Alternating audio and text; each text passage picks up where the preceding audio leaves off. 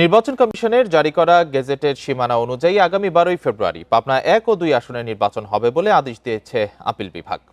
সাঁথিয়া উপজেলা পাবনা 1 আসন এবং সুজানগর ও বেড়া মিলে পাবনা 2 আসন বলে গণ্য হবে।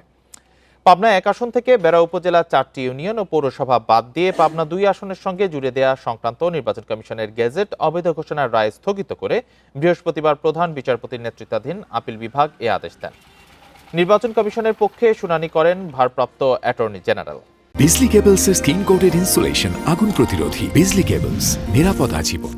পাবনা 1 ও 2 আসনের বিএনপি ও জামায়াত প্রার্থীর আইনজীবীরা বলেন, নির্বাচনের সব প্রক্রিয়া চলছে। ইতোমধ্যে পোস্টাল ব্যালট পাঠানো হয়েছে। এখন নির্বাচন স্থগিত হলে নানা জটিলতা তৈরি হবে।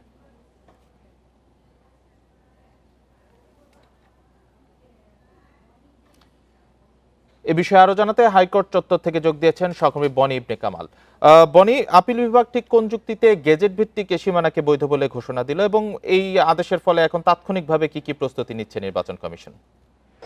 দেখুন, আমি যদি আপনাকে একটু জানিয়ে রাখতে চাই, পাবনা 1 এবং 2 আসনের যেই সীমানার জটিলতার কারণে নির্বাচন স্থগিতের রায় দেওয়া হয়েছিল বা গেজেটকে অবৈধ হিসেবে ঘোষণা করা হয়েছিল, সেটির বিরুদ্ধে কিন্তু আজকে লিভ টু আপিলের শুনানি ছিল এবং সেটি অ্যাপিলের ডিভিশনে ছিল। আপিল বিভাগে এই শুনানি যখন হয়, আপিল বিভাগে যখন এই বিষয়টি ওঠে, তখন কিন্তু আপিল বিভাগ বেশ কয়েকটি বিষয়কে পর্যবেক্ষণে আনে এবং তার মধ্যে অন্যতম ছিল যে সীমানা পরিবর্তনের ফলে তো আসলে কোনো নাগরিকের যে ভোটাধিকার প্রয়োগ সেটিতে কোনো বাধা সৃষ্টি হচ্ছে না।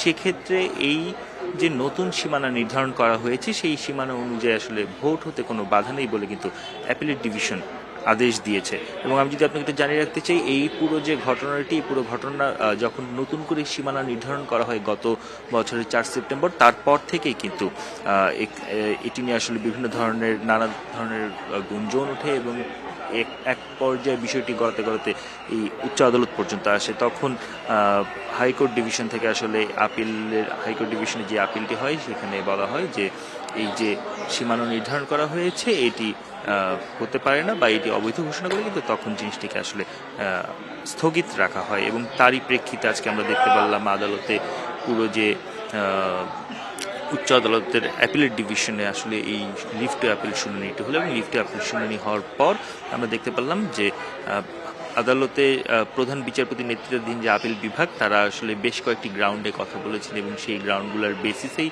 তারা আপিল বিভাগ সিদ্ধান্ত দিয়েছে বা নির্দেশ দিয়েছে যে পাবনা 1 এবং পাবনা 2 আসনে নির্বাচন হতে আসলে কোনো বাধা নেই।